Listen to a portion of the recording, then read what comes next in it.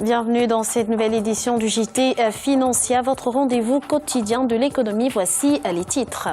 Croissance économique de 0,6% au deuxième trimestre 2014 en Afrique du Sud. Un léger rebond qui s'explique essentiellement par une relance des dépenses publiques.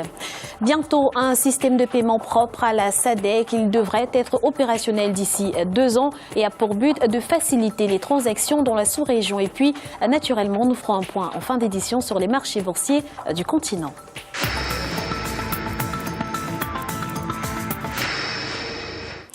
L'Afrique du Sud évite de justesse la récession. Au deuxième trimestre, le pays affichait une croissance de 0,6%, un rebond par rapport au trimestre précédent. Les secteurs de l'administration, des transports, du stockage et des télécoms ont tiré vers le haut l'activité économique.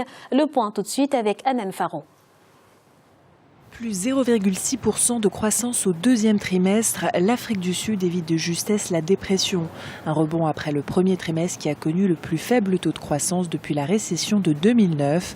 Bonne nouvelle ou crainte du résultat pour le troisième trimestre? Dans la mesure où les grèves semblent terminer, donc c'est une bonne nouvelle dans la mesure où ces grèves-là ont évité la précipitation de l'économie dans une récession.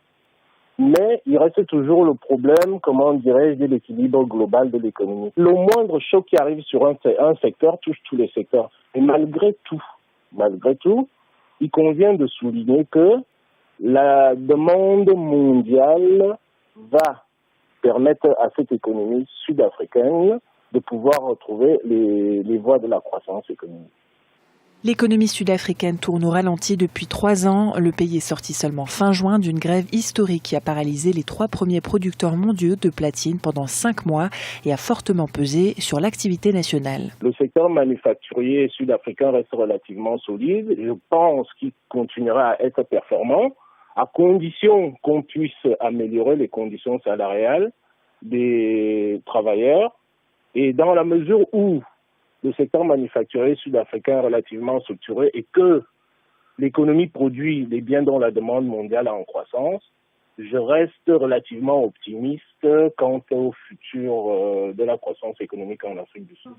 Ce résultat de croissance au deuxième trimestre a été tiré vers le haut par l'activité de l'administration et par les secteurs des transports, du stockage, des télécoms. Pour 2014, la Banque centrale a tout de même revu à la baisse ses prévisions. Les autorités tablent sur une croissance de 1,7%. Vers l'adoption d'un nouveau plan quinquennal d'investissement public en Algérie, le président Abdelaziz Bouteflika a chargé son gouvernement de finaliser ce projet dont l'esquisse financière a été arrêtée à hauteur de 200 milliards d'euros. Lors de la campagne électorale d'avril 2014, le président Bouteflika avait promis l'avènement d'une économie diversifiée dans un pays où les hydrocarbures représentent 96% des exportations et 40% du PIB. Le prochain programme quinquennal d'investissement public 2015-2019 s'annonce donc dense et au profit de plusieurs secteurs.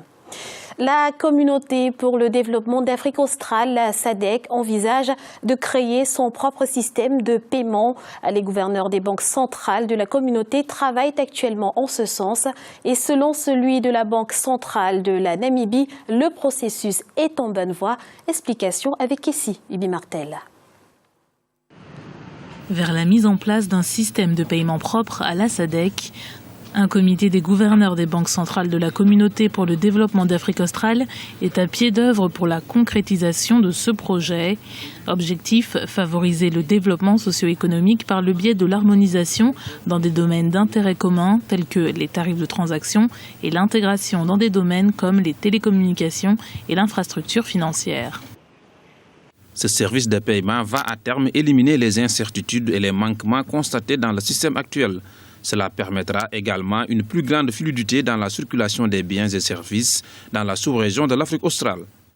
Le système actuellement en place est jugé trop lourd par certains analystes, d'où la nécessité selon eux de mettre en place un nouveau système plus en phase avec les systèmes bancaires régionaux. Nous devons faciliter la circulation de l'argent dans la région par la création d'une plateforme régionale pour les transferts d'argent et les transactions, de sorte que, si je devais payer quelqu'un établi en Angola ou au Zimbabwe, l'argent n'aurait pas à transiter en Europe avant d'atteindre une banque dans ces 2 pays précités. Pour rappel, le projet de paiement de la SADC a été lancé en 1996 et serait à ce jour à un stade très avancé. Selon le gouverneur de la Banque centrale namibienne Impumbu Chimi, il devrait être opérationnel d'ici 2 ans. Rwanda, qui a enregistré une croissance économique de 8,2% en moyenne par an entre 2006 et 2012, va émettre le 27 août prochain un emprunt obligataire en monnaie locale d'un montant de 15 milliards de francs CFA. L'annonce a été faite par le ministre rwandais des Finances. Cet emprunt contribuera à développer le marché des capitaux et à financer des projets d'infrastructure. Les investisseurs de la communauté d'Afrique de l'Est ont par ailleurs été invités à investir dans cet emprunt, signalant que l'institution regroupe le Kenya, la Tanzanie, l'Ouganda, le Rwanda et le Burundi. La Banque centrale du Botswana manifeste son inquiétude face à la forte augmentation des crédits accordés aux ménages et leur possible impact sur la stabilité financière et le bien-être des consommateurs.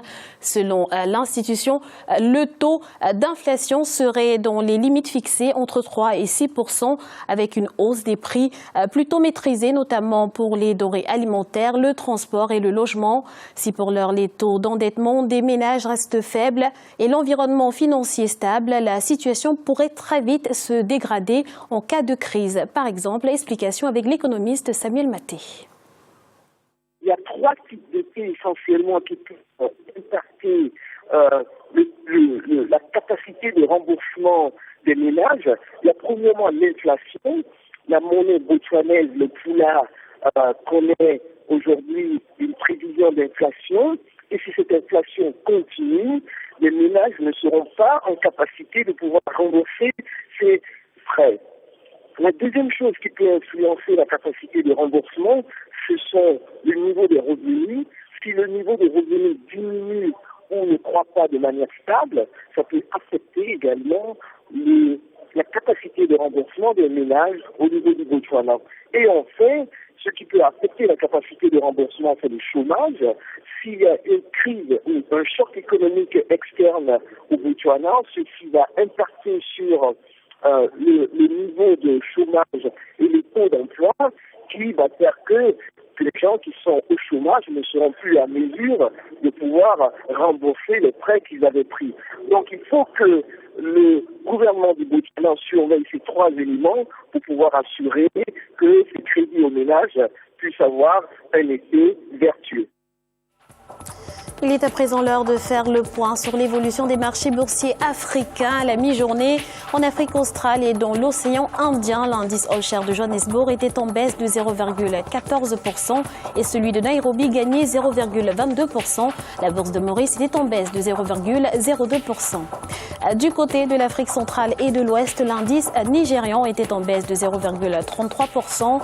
La BRVM d'Abidjan enregistrait une hausse de 1,03% et la bourse du Ghana gagnait à 0,03%. Enfin, en Afrique du Nord, l'indice tunisien était en baisse de 0,19%.